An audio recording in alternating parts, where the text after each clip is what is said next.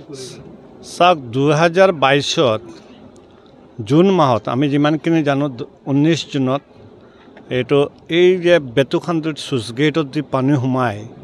গোটেই শিলচৰটো পানীৰ তলত আছিলে আৰু এইটো এই যে পানী সোমাইছিলে switch গেটেদি switch গেটটো incomplete switch gate থকাৰ কাৰণে 4 বছৰ কাম চলাৰ পিছতো 2022 ইনকমপ্লিট চুইচ গেট আছিলে এই চুইচ গেটেদি পানী সোমাইছে তাৰপিছত মানে এইটো ইয়াতে মানে যেটো মাথৰি ভাঙিছে তাতে ভাঙিত গোটেইখিনি প্লাডৰ তলত পানীৰ তলত আছিলে 2022 আমি এটা শিক্ষা পাই গৈছো এই যে যেটো বাৰ্ণাল জায়গা মানে এইটো ভয়াবহ যেটো জায়গা আছে বেতুখান্দিৰ এই জায়গাটো আমাৰ হাতত 1 বছৰ টাইম আছিলে গোটেই মানে 2023 টো কোনো ফ্লাড হোৱা নাই ভাল উইন্টাৰ সিজন দিছিলে এই 2023 কিয় কাম কমপ্লিট কৰিব পৰা নাই 2024 যেতিয়া মে মাহত এই 28 মেত আকৌ তোমাৰ বৰাক নদীত ফ্লাড আহিলে ইয়াতে মানে ফ্লাড হল তাৰ পিছত এই সুইচ গেট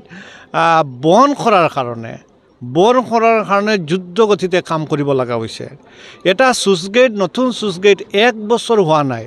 এই সুইচ গেটটো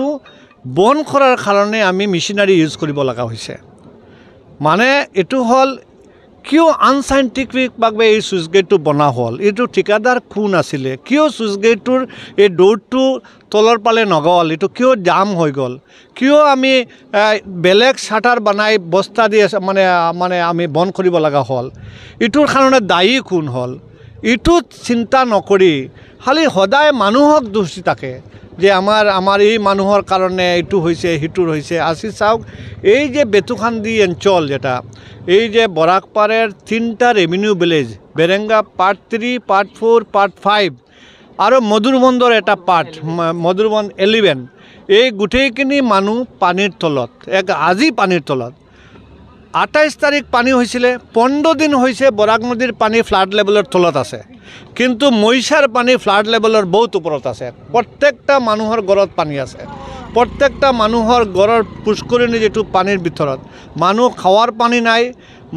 লৰা ছোৱালীবিলাক পঢ়িব ইটোৰ ব্যৱস্থা নাই কেনেকা ঘৰৰ পৰা ওলাই স্কুল যাব ইটোৰ ব্যৱস্থা নাই এজন দিন মজুৰি কেনেকা ৰুজিত যাব ইটোৰ ব্যৱস্থা নাই এই ভয়াবহ অৱস্থা এই বেতুখান্দি অঞ্চলত আজি অকল আমি শিলচৰৰ মানুহৰ কাৰণে আমি চিন্তা কৰোঁ যে ইয়াতে পানী সোমাইলে শিলচৰৰ মানুহ পানীৰ তলত যাব কিন্তু এই বেতুখান্দি বাগাডৰ বৈজুৰাৰ মানুহৰ প্ৰতি আমাৰ চৰকাৰৰ কোনো দৰদ নাই প্ৰশাসনৰ কোনো দৰদ নাই আপোনালোকে পানীৰ তলত থাকক যিমান দিন থাকিব লাগে থাকক কিন্তু আমি অকল শিলচৰৰ মানুহ বাচাম শিলচৰ আমাৰ শিলচৰৰ মানুহ বাচিব লাগে শিলচৰত পানী সোমাব নালাগে লগত দেখিব লাগে বাগাডৰ বৈজুৰাই এই অঞ্চলৰ বেতুখান্দি অঞ্চলৰ মানুহৰ পানী নিষ্কাশনৰ ব্যৱস্থাটো কৰিব লাগে এই যে যেটো সুইচ গেট ইমানখিনি এটা ডাঙৰ এলেকা এই এলেকাৰ কাৰণে 4 ফুট দৌৰৰ সুইচ গেট কেতিয়াও সাইন্টিফিক হ'ব নোৱাৰে ইয়াতে কমসে কম এনেকা 4 ফুট দৌৰৰ সুইচ গেট আৰু 3টাৰ প্ৰয়োজন যদি 3টাৰ প্ৰয়োজনে 3টা যদি হয় তাহলে এই মানে মইছাৰ জল ওলাব আৰু মইছাৰ জল যিমান দিন বৰাক নদীৰ লেভেলৰ ওপৰত থাকিব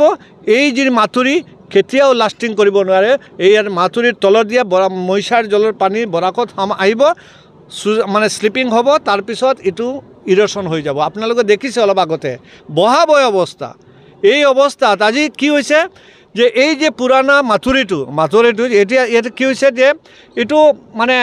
ইপিনে বৰাকে বাঙ্গি আছে ইপিনে হৰাই আছে কিন্তু 1963 যেটো এই মানে এনডিৰ বান্দৰ কাৰণে যিবিলাক জায়গা একোৱাৰ হৈছিলে এই একোৱাৰ ল্যান্ড এতিয়া কমপ্লিট নদীত এতিয়া যেটো জায়গাত নতুনকৈ মাথুৰি বনিব এটো পাট্টা ল্যান্ডত বনাব লগা হলে তাতে ল্যান্ডৰ কম্পেনসেশন দিব লাগিব ল্যান্ডৰ আপোনাৰ একোৱাৰ কৰি মানুহত কম্পেনসেশন দিব লাগে এটা চাওক ইপিনে এটা কেমেৰা ঘূৰাওক আপোনালোকে এই চাওক মাজত এটা ঘৰ আছে ইমানখিনি আমাৰ জিলা উপায়ুক্ত ইয়াতে আহিলে আমাৰ মন্ত্ৰীবিলাকে আহিলে এই সমস্যাটো কিয় সমাধান নহল